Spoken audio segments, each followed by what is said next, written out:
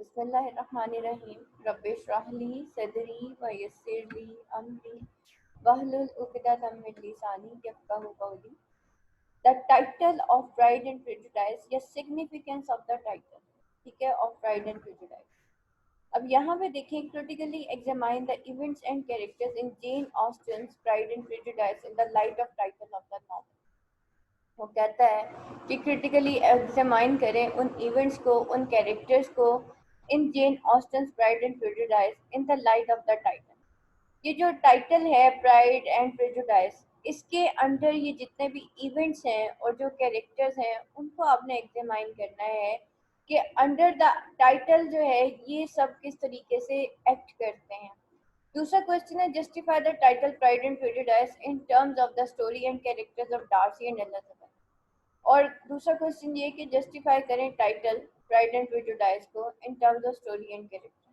क्या आप स्टोरी और कैरेक्टर ऑफ डार्सी और एलिजाबेथ के लिहाज से क्या टाइटल प्राइड एंड प्रेजुडिस जो है वो जस्टिफाई करता है? अच्छा, उसके बाद देखते हैं क्या ये जस्टिफाइड है, सॉरी। तो अब यहाँ पे देखें answer. Jane Austen wrote this novel when she was barely 21. This novel was first written under the title First Impression. First impression is one of the key phrases in the terminology of sentimental fiction. ठीक है, ये जो है first impression जो है basically की phrase है जो कि टर्मिनोलॉजी और in the terminology of sentimental fiction, sentimental कहते हैं इमोशनल फिक्शन को। Jane Austen agreed that first impression are of paramount importance. Jane Austen ये कहती है कि फर्स्ट इम्प्रेशन जो है वो पैरामाउंट इम्पोर्टेंस है, but he wanted to show that they could be negative. और वो कहती है कि हम कहते हैं ना first impression is the last impression. तो जेन ऑस्टन का ये कहना है कि ये जो है फर्स्ट इम्प्रेशन जो है वो पैरामाउंट इम्पोर्टेंस के तो है, लेकिन वो ये शो करना चाहती है कि ये नेगेटिव भी हो सकते हैं and critical and not always positive, और हमेशा पॉजिटिव नहीं होते, and sympathetic as usually happen in the first encounter of the hero and heroine of a romantic novel. But in this novel, the protagonist, instead of loving each other, start hating each other. और जो है इसके अंदर जो protagonist है, hero है, वो क्या है कि वो बजाय इसके कि अच्छा जी, तो यहाँ पे क्या होता है, instead of loving each other वो दोनों एक दूसरे से हेट करना शुरू करते हैं। यहाँ पे देखें वो कहता है कि ये सेंटिमेंटल फिक्शन है। सेंटिमेंटल कहते हैं इमोशनल फिक्शन को जिसके अंदर जो कैरेक्टर्स हैं इमोशनली बिहेव करते हैं। वैसे मैं पर्सनली अगर एक चीज़ बताऊं, अगर उसने डार्सी ने कह ही दिया था कि she is not handsome enough to tempt me, तो मेरा नहीं ख्याल इसमें कोई इतनी बड़ी बात थी कि जो हीरोइन है जो एलिजाबेथ है उसको इतना सीरियस ले जाए कि वो सारी उम्र ही उससे नफरत करने बैठ जाए।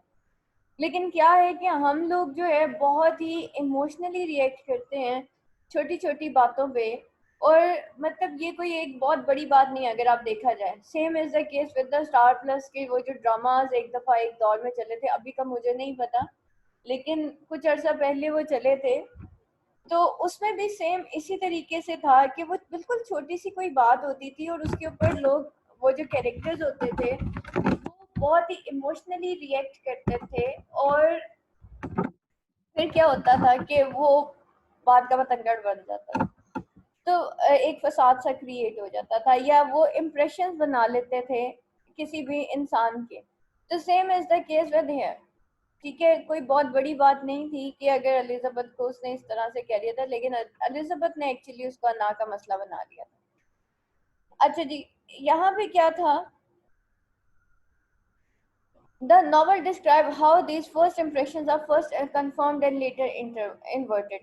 अब वो जो उसने इस तरीके से एलिजाबेथ को कहा, तो एलिजाबेथ ने उसको किस तरीके से लिया कि वो उसने उसको नेगेटिव ले लिया, और उसके बाद जो है यही फर्स्ट इम्प्रेशन थे जो कि आगे चलते गए और लेटर इन्वर्ट हुए। इन्वर्ट मीन के फिर बाद में ठीक भी हो गए, हाँ, यानी कि उलट हो गए। जिसके बारे में सही था वो गलत हो गया, जिसके बारे में गलत था वो ठीक हो गया। However, this title was dropped in the preference of more appropriate literary and sophisticated title, Pride and Prejudice. फिर बाद में ये हुआ कि इसको जो है और सोफिस्टिकेटेड टाइटल दे दिया गया, वो था प्राइड एंड प्रेजुडिस। पहले क्या था? First impression, and now it is pride and prejudice. This letter title, या लेटर लिखा हुआ, लेटर कर लीजिएगा, LATER, गलत लिखा हुआ। दिस लेटर टाइटल यानी कि बाद में आने वाला जो टाइटल था, was suggested by some sentence at the end of Fanny Burney's Cecilia. On the last page of the Cecilia, there occurs a sentence, the whole of this misfortune has been result of pride and prejudice. और वो कहती है कि ये whole of this misfortune क्या है? Result है of pride and prejudice का। Jane Austen, who had a great admiration of Miss Burney's novel, felt the relevance of Pride and Prejudice for her own story and decided to adopt it as a title. और अब ये जो miss बर्नी ने जो novel लिखा था, जो कि सिसिलिया था, यानी कि एक नॉवल लिखा था, और वहाँ पे एक सेंटेंस, यानी कि उस सेंटेंस के अंदर जो है एक उस नॉवल के अंदर एक सेंटेंस था एक्चुअली, वो कहती है कि मिस बर्नी अपने नॉवल सिसिलिया में कि ये जितना भी मिसफॉर्च्यून है, ये रिजल्ट है ऑफ प्राइड एंड प्रेजुडिस। अब जेन ऑस्टन जो है ना, वो इस प्राइड एंड प्रेजुडिस से बहुत ज़्यादा इंस्पायर हो गई थी, तो उसने फेल्ट किया कि ये जो प्राइड एंड प्रेजुडिस है, इसके रेलेवेंस से वो एक और स्टोरी लिखे, अपनी ही स्टोरी को लिखे, and for her own story, and decided to adopt it as a title. तो उसने जो है उसको एज अ टाइटल ले लिया। इन the novel the first impression does play an important part. Elizabeth is misled in her judgment and estimate of both Darcy and Wickham. Her regard and sympathy for latter and her hostility and prejudice against former are due to first impression. But if we study the novel deeply and more seriously, we can easily see that the title Pride and Prejudice is more apt and more befitting to it. The first impressions which the characters get of each other take up only the first few chapters. The novel is more about the pride of Darcy and the prejudice of Elizabeth, and the change of attitude in Darcy and Elizabeth's correction of her first impression. At a superficial level, Darcy embodies pride. He is possessed by family pride. There is no doubt that he is proud. He is a proud man. Nothing can excuse his remarks about Elizabeth. कोई भी Elizabeth के remark को excuse नहीं कर सकता। She is वो जो उसने एलिजाबेथ के बारे में जो रिमार्क्स दिए थे, उसको कोई एक्सक्यूज नहीं कर सकता। She is tolerable but not handsome enough to tempt me, कि वो टॉलरेबल तो है लेकिन इतनी हैंडसम नहीं है कि वो उसे टेम्प्ट कर सके। But his first appearance is appalling insolent. तो उसकी जो डार्सी की फर्स्ट अपीयरेंस थी, वो बहुत ही अपैलिंग इंसोलेंट थी, and we tend to agree that he fancied himself very great, जैसे वो अपने आप को बहुत कुछ समझता है। Darcy's pride peaks Elizabeth, and her prejudice stems from her feeling that he is all right. Having been prejudiced against him by his refusal to dance with her, she willfully misinterprets all his utterances, all his actions. Her prejudice clouds her usually clear judgment, and she listens to Wickham's biased and slanderous account of Darcy with complete belief, declaring Darcy to be abdominal. Blinded by prejudice, she rejects his proposal for marriage. और जो है अपने prejudice से वो बिल्कुल ही blind हो जाती है, तो वो उसका प्रपोजल फॉर मैरिज रिजेक्ट कर देती है। इट इज एट रोजिंग्स, ये रोजिंग्स पे होता है, at their process of self discovery start, जब उनका process of self discovery start होता है। At Netherfield Park, Elizabeth family Elizabeth Penley, her mother and her sister has seemed vulgar and ill-bred। और Netherfield park में ये Elizabeth की family, और ये कौन सा पार्क था? नेदरफील्ड पार्क जो है एक्चुअली लैंड का नेम था, और ये कौन सी लैंड थी? जो कि बिंगली ने खरीदी थी। ठीक है, तो ये वहाँ पे जाते हैं, वहाँ पे बहुत ही उसकी जो बिंगली फैमिली होती है, बिंगली की मतलब एलिजाबेथ की फैमिली जो होती है, उसकी मदर और उसकी बेनेट फैमिली जो होती है, स्पेशली उनकी जो लेडीज होती है, उसकी मदर और उसकी सिस्टर्स जो है, वो बहुत वल्गर और इल ब्रेड जो है। वहाँ पे बिहेव करते हैं। At Rosings Darcy is embarrassed by vulgarity of his aunt Lady Catherine। और रोजिंग्स में डार्सी जो है अपनी ही आंट लेडी कैथरीन की वल्गैरिटी की वजह से बहुत ज़्यादा जो है एम्बेरस होता है and realises that refinement of manners is no monopoly of the elite. और यहाँ से उसको पता चलता है कि ये जो रिफाइनमेंट ऑफ मैनर्स है ये कोई मोनोपोली ऑफ एलीट नहीं है कि सिर्फ एलीट ही जो है वो रिफाइंड हो गए। अगर वो ये देखता है कि एलिजाबेथ की जो फैमिली है वो जो है वल्गर बिहेव कर रही है तो इस तरफ वो जो है देखता है कि लेडी कैथरीन भी इसी तरीके से बिहेव कर रही है। और their depravity the bone of the low, ना ही जो है उनकी जो डिप्रेविटी है यानी कि मैनर्स रिफाइनमेंट ऑफ मैनर्स की जो डिप्रेविटी है वो द बोन ऑफ द लो, यानी कि कोई ऐसी बात नहीं है कि जो गरीब इंसान है या जो मिडिल क्लास इंसान है या जिसके पास पैसा कम है तो ऐसी बात नहीं है कि उनके पास मैनर्स नहीं होते, उनके पास भी मैनर्स होते हैं। और वल्गैरिटी जो है वो ज़रूरी नहीं है कि गरीब में ही हो या कम मिडिल क्लास के अंदर हो, बल्कि ये अपर क्लास में भी हो सकती है। His lesson is complete when he is totally humbled by Elizabeth's rejection of a proposal. Confident of being accepted, her rejection makes him realize his misplaced pride. In order to refute the charges, he writes a letter to Elizabeth, and from the moment his mind changes from pride to the awareness of values, Elizabeth prejudice is softened and corrected by the revelation of Darcy's character. अब यहाँ पे Elizabeth का जो prejudice होता है वो soften हो जाता है और जो है वो करेक्ट हो जाता है by the revelation of Darcy's character.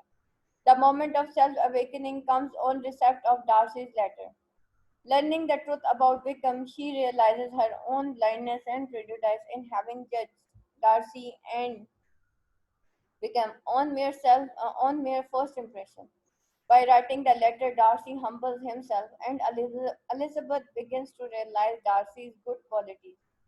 In this connection, Elizabeth's visit to Pemberley is important. और इस कनेक्शन में एलिजाबेथ का जो विजिट था पेम्बर्ली में वो बहुत ज़्यादा इम्पोर्टेंट था। अब वो किधर जाती है? पेम्बर्ली जाती है। The housekeeper testimony at Pemberley reveals to Elizabeth that Darcy, यानी कि पेम्बर्ली किसकी स्टेट थी? डार्सी की स्टेट थी। तो अब जो है वो वहां पे जाके उसको एक्चुअली रिवील होता है जब डार्सी की austerity of manners stems partly from the shyness. तो जब डार्सी की ऑस्टेरिटी जो है ऑफ मैनर, यानी कि वो जो उसके अंदर ये ऑस्टेरिटी ऑफ मैनर थी एक्चुअली वो पार्टली उसकी शाइनेस का हिस्सा थी। डार्सी एक्चुअली शाय था तो इस वजह से नहीं उसने कहा था एलिजाबेथ के बारे में कि she is handsome but not she is not handsome enough to tempt me. Actually partly वो शाय भी था, इस वजह से वो लड़कियों से ज्यादा बात नहीं करता था। तो letter the Lydia Wickham episode finally corrects her prejudice. Darcy overcomes his pride by involving himself in Bennet's disgrace and accepting the man he hates, his brother-in-law. This overwhelms Elizabeth and cures her of her initial prejudice against him. She begins recognizing that Darcy was the man who, in disposition and talents, would most suit her. और वो जो है recognise करती है कि Darcy जो है वो मैन है जो इन डिस्पोजिशन और टैलेंट वुड मोस्ट सूट हर। यहाँ से उसको अंदाजा होता है कि ये वो इंसान है जो कि उसको सूट करता है, यानी कि इससे वो शादी कर सकती है। Lady Catherine interferes in the marriage between the two, helps her to see the things in their true perspective. The two discover themselves and each other in their loss of pride and prejudice। और ये जो दो होते हैं ये अपने आप को डिस्कवर करते हैं and each other in their loss of Pride and prejudice, और जो है एक दूसरे को in their loss of Pride and prejudice जो है डिस्कवर करते हैं। The change helps them unite in marriage. और ये जो चेंज होता है एक्चुअली उनको एक यूनाइट कर देता है मैरिज में।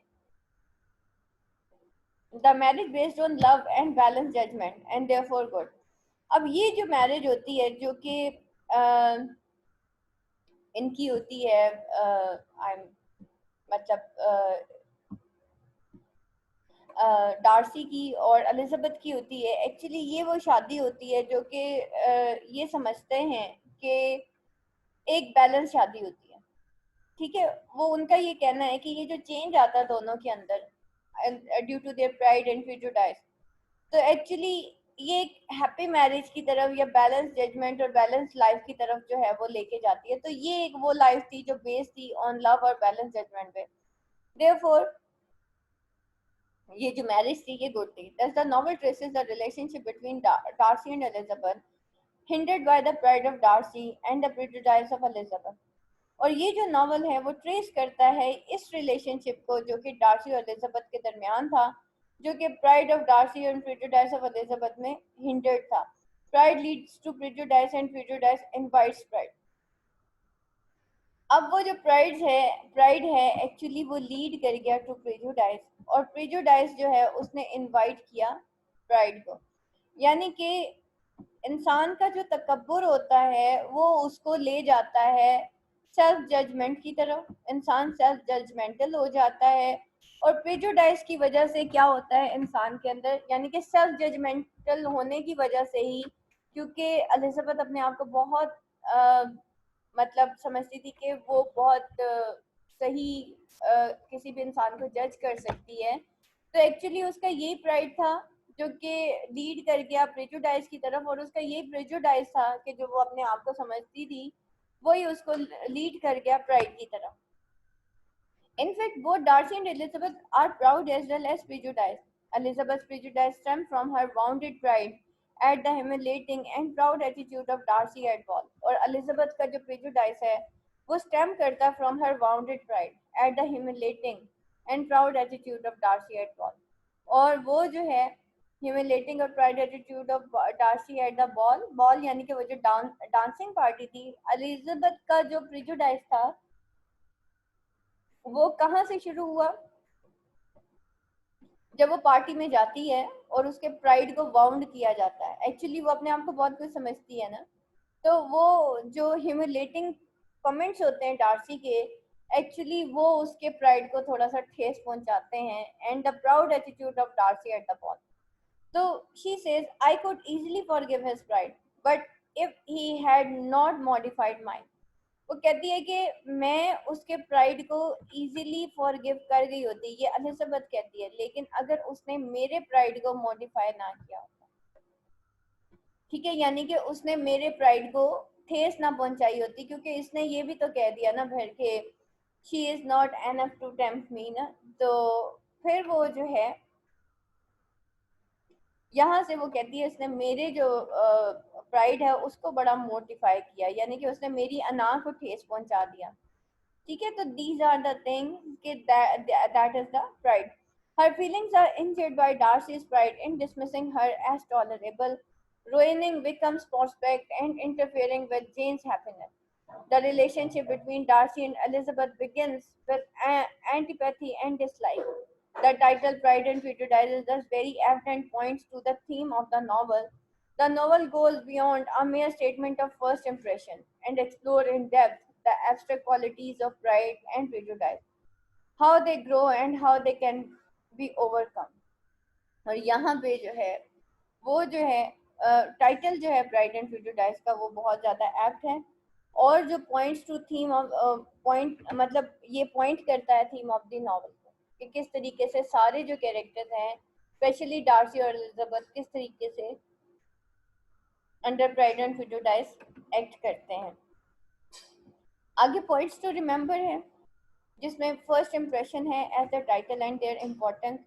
फिर चेंज ऑफ टाइटल था जिसमें हमने देखा कि उसने फर्स्ट इम्प्रेशन से प्राइड एंड प्रेजुडिस यानी कि टाइटल चेंज किया। पहले वो फर्स्ट इम्प्रेशन था इस नॉवल का टाइटल और अब प्राइड एंड प्रेजुडिस हो गया।